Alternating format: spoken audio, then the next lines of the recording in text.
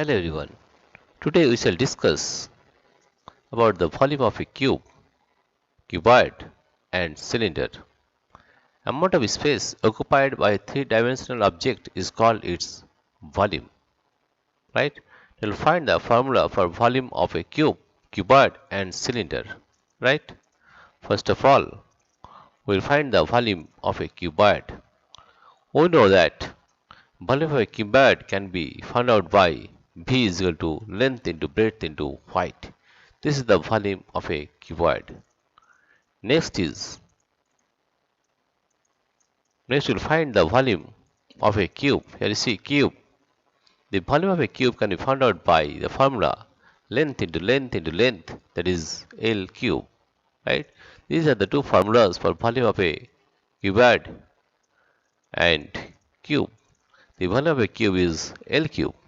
We'll find the volume of cylinder. Here this is the cylinder, and the volume of a cylinder is equal to pi r square into h. That is area of the base into height. Right? That is the area of the base is pi r square into h. Therefore, the volume of a cylinder is equal to pi r square into h. These are the three formulas by which we can find the volume of a cuboid, volume of a cube, and volume of a cylinder. Right? Dear friends, if you like this video, please subscribe, like and share. Also, you'll find the volume and capacity. Right? There is not much difference between these two words, volume and capacity. Volume refers to the amount of space occupied by an object, and the capacity refers to the quantity that a container holds.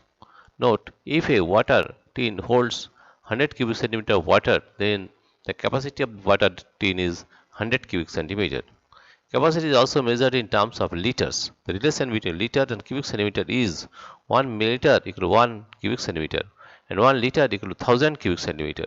Thus 1 meter cube equal to 1 10 to the power 1 2 3 4 5 6 10 to the 6 cubic centimeter, or 1 meter cube equal to 1000 liter.